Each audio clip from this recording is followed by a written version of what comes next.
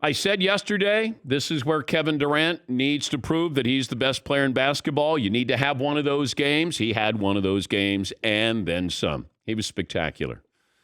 Marvelous. Did everything that you want. Big-time player, a guy who hadn't played much the last 2 years, coming off the worst injury you can possibly have as an athlete, and he was great down the stretch. And there hasn't really been a lot to knock about Kevin Durant through his career.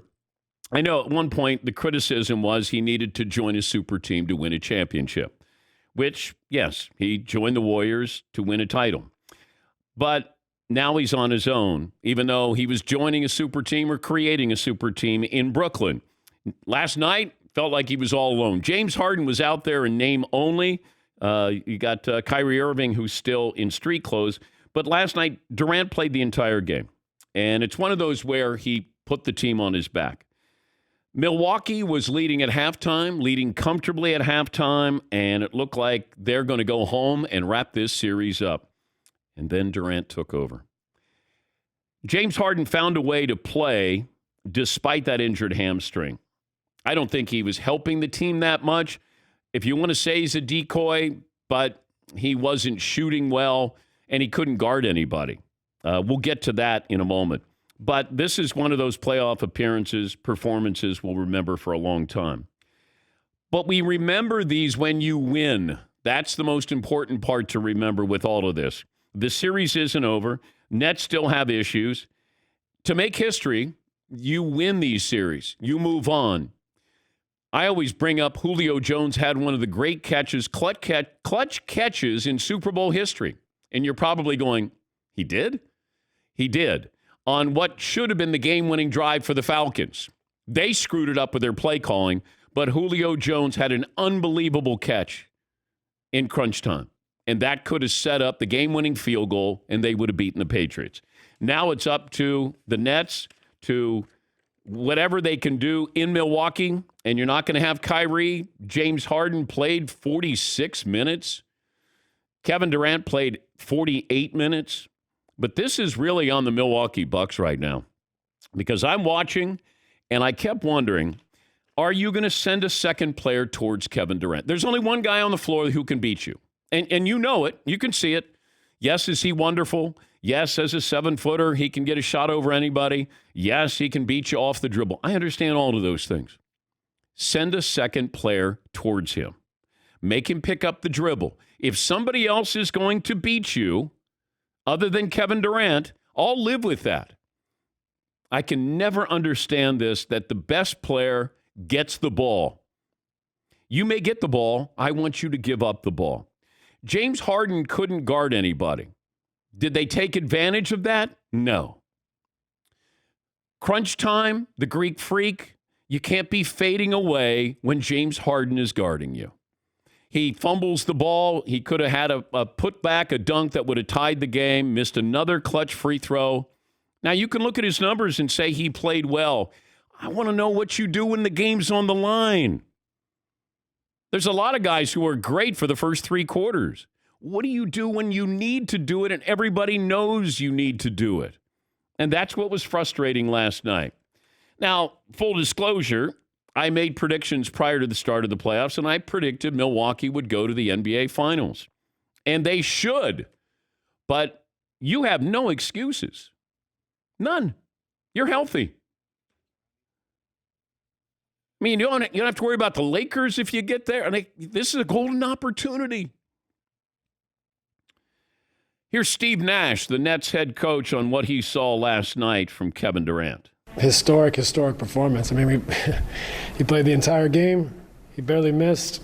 Got to the line, 17 rebounds, 10 assists, 3 steals, 2 blocks. I mean, 49 points. I mean, it's ridiculous what he's able to do. We know he's capable of nights like this, but to do it tonight, we lose Kai. James obviously is soldiering through his ailments. We're down bodies, we're wounded, and for him to have the toughness, the mentality, that's what makes him one of the all-time greats. And so this is a performance that, a signature performance, for Kevin, and it was beautiful to watch. And you also had Jeff Green, who had 27 off the bench. He had 7 3-pointers. Now, do you expect that from Jeff Green? No. Can I live with Jeff Green scoring 27 if it means I take away some of the opportunities, the touches from Kevin Durant. Yes, I can't let the best player on the floor, arguably the best player on the planet, have the ball. And you only have a single defender. And I know after the game, the Greek Freak said, hey, let me guard him. Aren't you the reigning defensive player of the year? Maybe you don't like that matchup on the perimeter, but can I at least have the Greek Freak show? Can he at least go out? Can we at least give the impression we're doubling him? Make him pick up his dribble. James Harden couldn't shoot. I give him credit. He was out there trying to help his team. Was he out there longer than he should have been? Yes. Did the Bucks take advantage of this? Absolutely not. Drew Holiday, Bucks mortgage the future to get you. You guys have no excuses. None. You're healthy. They're not. And you let Kevin Durant have one of the great performances. And I do say part of that is you let him. Because P.J. Tucker, if they're not going to let you be physical in New Jersey or in Brooklyn, okay. Now what's the other strategy? How about you stay physical with him? If you foul out, okay. Frustrate him. Get physical. But as much as we lauded P.J. Tucker in the previous game, man, he's frustrating KD. KD did what he wanted to do when he wanted to do it. And to me, that comes down to coaching with the Milwaukee Bucks.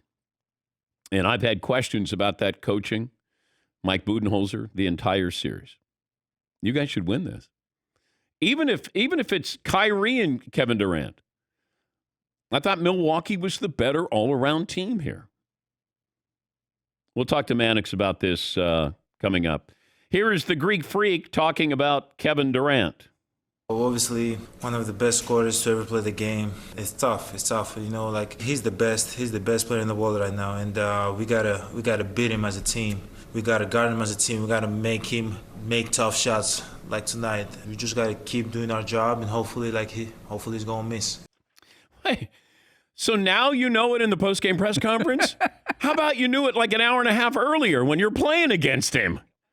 We gotta guard him as a team. Yes. Yeah, McLeod. But Giannis isn't the coach. I mean, he doesn't set the defensive assignments. I know, but he should say to the coach, like, this happens where guys say, hey, I want to guard him. That happens. That happens all the time in basketball. Hey, I want him. Hey, let me guard him. At least give the impression, as a reigning defensive player of the year, that you can do something against Kevin Durant or give help. Every time I saw him drive, it was P.J. Tucker and it was Brook Lopez. That's not scaring Kevin Durant. Yeah, Paul. Hey, guys, I'm just thinking for the next game, we really focus on this Durant guy. Yeah. Let's all get together. And I know he hasn't played in a while, but don't be surprised if he shoots a lot. Yes. It's kind of funny that there's all this talk about the Bucks and like, well, hey, the coach didn't do, like the coach wasn't the coach supposed to make, and they're playing the team that's like, yeah, but that coach doesn't do anything. He's kind of a coach and like figurehead, but like, is he really going to tell Kevin Durant what to do? I don't think so. He didn't have to tell him anything. Right. He didn't have to say a word. Yeah, not a word. Yes, McLovin. What kind of lunatic says, I want to cover Kevin Durant, though? I'm sorry. I say that in the postgame. I don't want to match up with Durant. He's impossible because he's 50 feet from the basket and open. I'm just saying, I understand. The other thing, too, if I told you the night before that Giannis was going to get 14 to 22, 2 for 4 from 3, which is unbelievable. Yes. 4 for 7 from the line. Yeah.